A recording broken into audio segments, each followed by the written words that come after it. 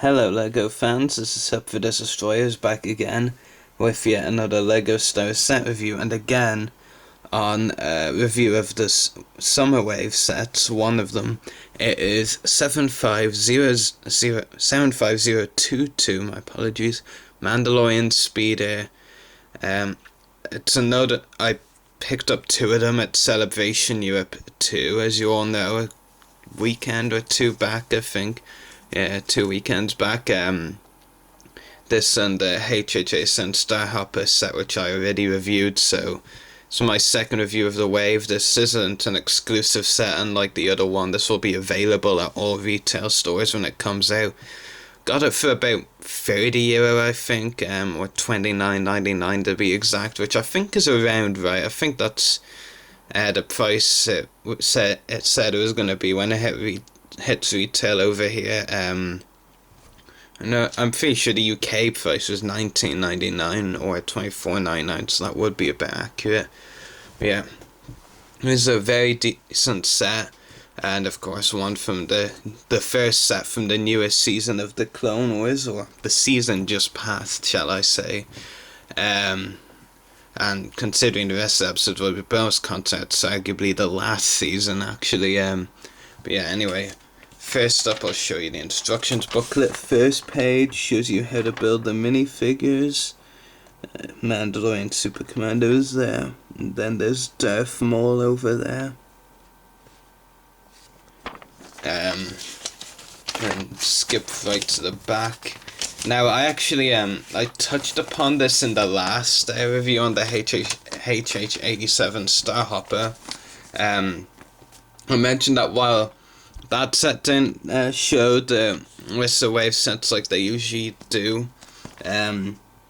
this set's instructions do, which is actually kind of ironic considering these instructions are much smaller. Shows an absolute ton of the set. It doesn't show any of the exclusive sets that would explain it. You have the Corporate Alliance tank droid there with a new Jango Fett, the homing Spider Walker with Stasili, Dualon Geonosis, Jack 14's Jedi Starfighter, ATT Walker, Jabba's Sail Badge, Republic Gunship, and of course the Mandalorian Speed. I think I saw pretty much all of these sets at some point during Celebration. I went to the LEGO booth on all 3 days, I think. I only bought anything there on the Tuesday, on the Saturday. Why did I think Tuesday? But yeah, to be honest with you, actually, when I was there at Celebration, not to my surprise, considering these were the new sets, most of them were actually, I thought, overpriced. I honestly felt this and the HHS and Starhopper were two of the only ones, priced reasonably. I mean, I'm pretty sure that Spider Walker was like $39.99, and it's not. I don't even think the box is any bigger than this set's box right here. So, and I don't even think that was the price it said it would be at retail. I mean, €39.99 for a set like that, no way. I think the Corporate Alliance tank droid was the same price, but decided to get this set instead. Yeah, I think all of the big sets were honestly a bad price, but there was also this very neat poster in the instructions, with some of the Attack of the Clone sets. Got a Republic Gunship there, Spider Walker,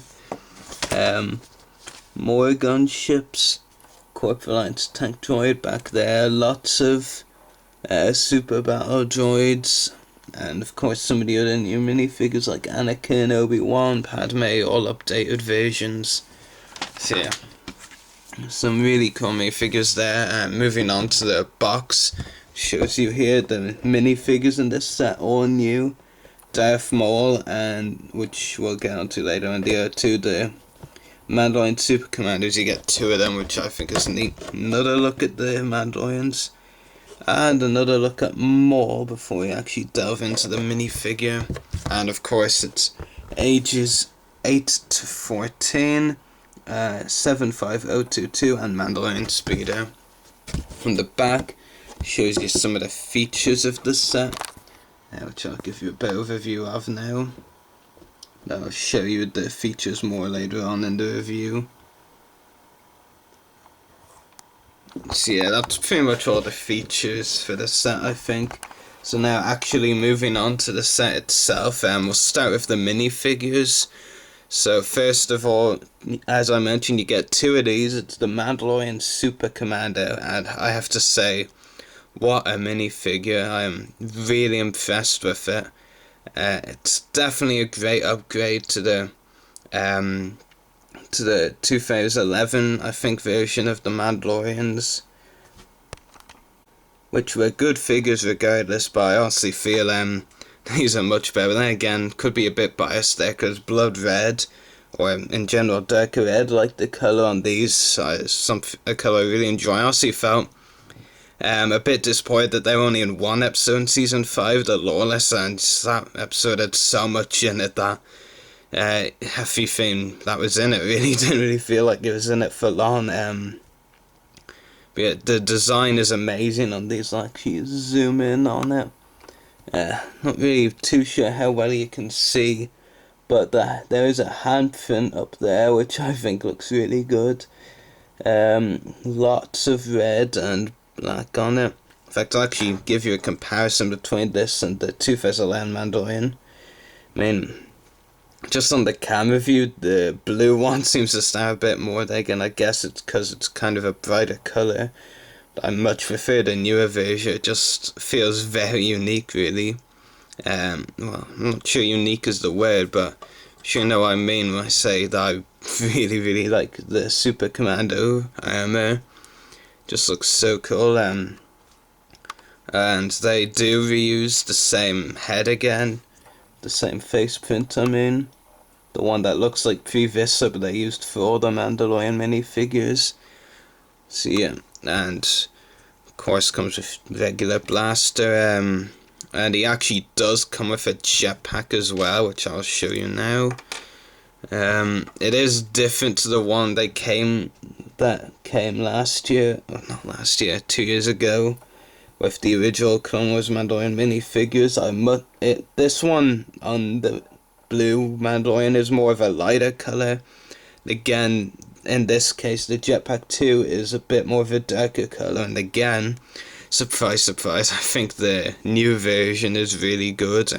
Just great what kind of updates they can do and upgrades they can do in 2 years, but, you know, like that also, might as well point out that there is back printing on the minifigure. So some great back printing, torso printing, and helmet printing. No, I need to put that jetpack back on. So yeah, I'm very happy with these Mandalorian Supercar minifigures. Very happy they made them.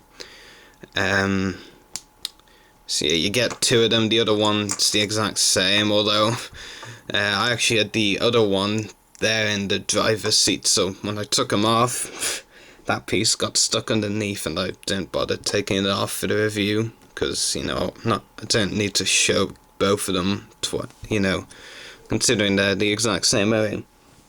Next up, the other new minifigure is the Cyborg Darth Maul. Now, it's new to an extent, I believe. I think a similar version, if not the same, has been offered in promotional deals already in the last year or so.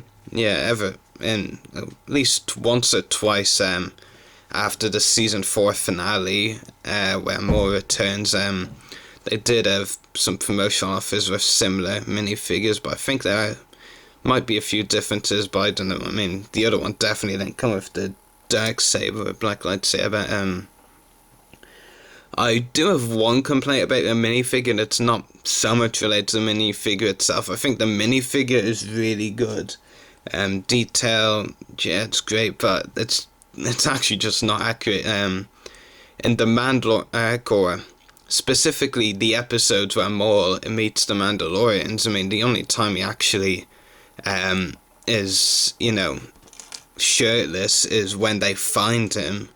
Basically, that's like one scene when they bring him back. Not only do they repair his legs from this state, one of them gets shot off in the episode beforehand, but they also give him clothes. Well, you know, actually give him a shirt, so they've actually pretty much given us the Ron Moore version, and then correct one, because The only and even this one is clearly based off the Lawless, because that's the only episode the Super Commandos are in, and in that one, Maul was actually wearing clothes pretty much. So, no, I personally am okay with it to an extent, because the Maul with shirt and the claws, it was kind of similar to his look in the Phantom Menace, and we've already had that a ton of times. So I'm actually, it's inaccurate. I'm not complaining too much. I'm actually very happy they're making this version. So yeah, he does come with both a red lightsaber, his own, and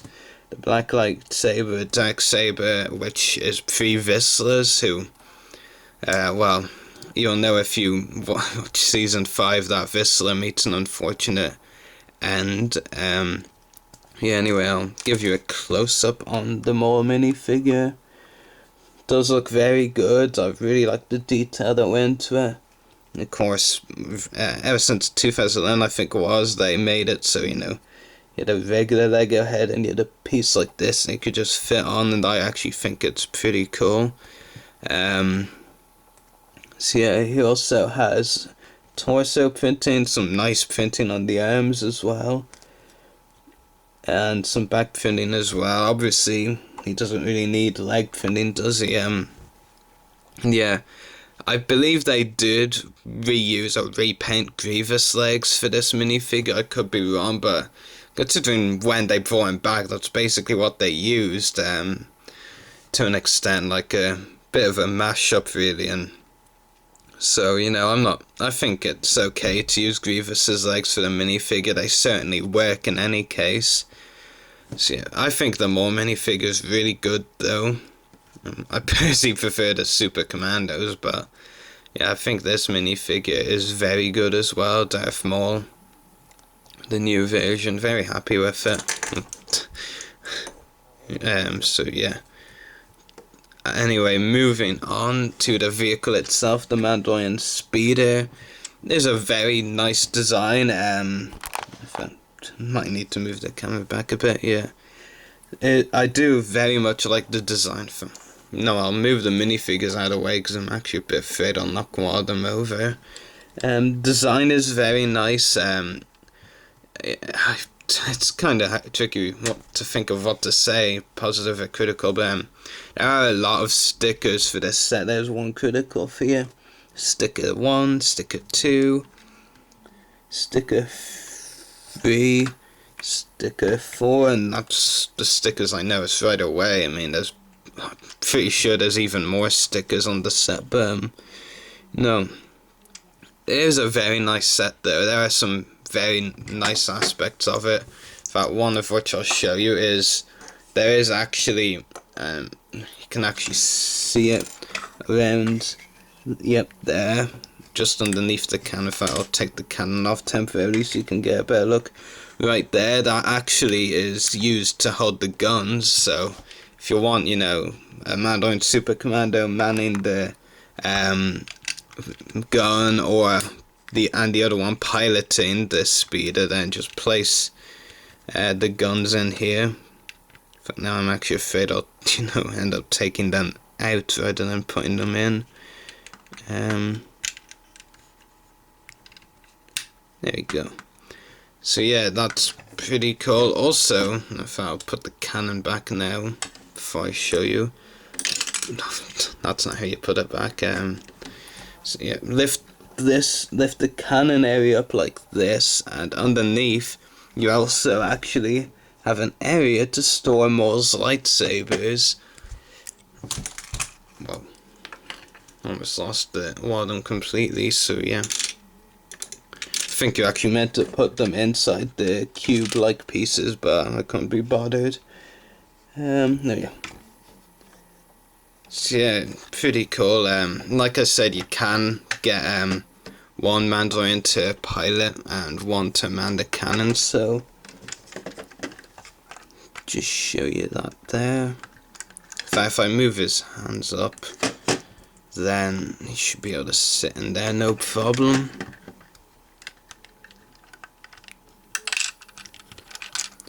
Emphasis on should, apparently.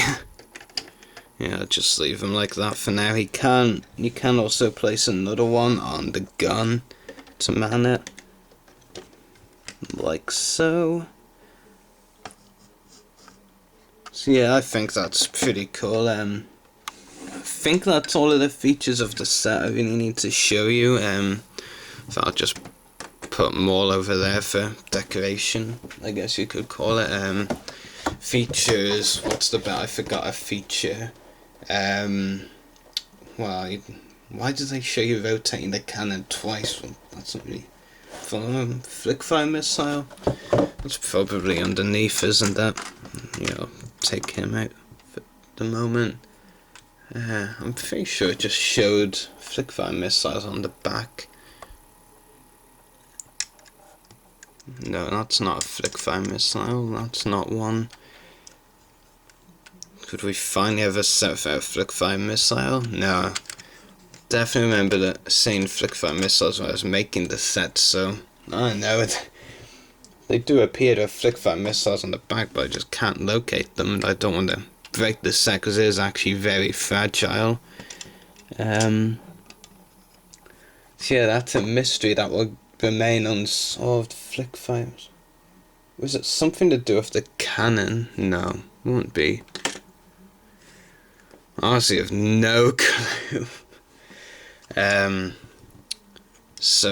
But yeah, I mean, the set overall though is really good. I think it's a very good choice for the first set from season 5. I think, even though the Clone Wars is cancelled, I'll probably, release a few more sets in the January wave at least, because when you think about it, I mean, LEGO's always said they have sets planned out 1 year before release.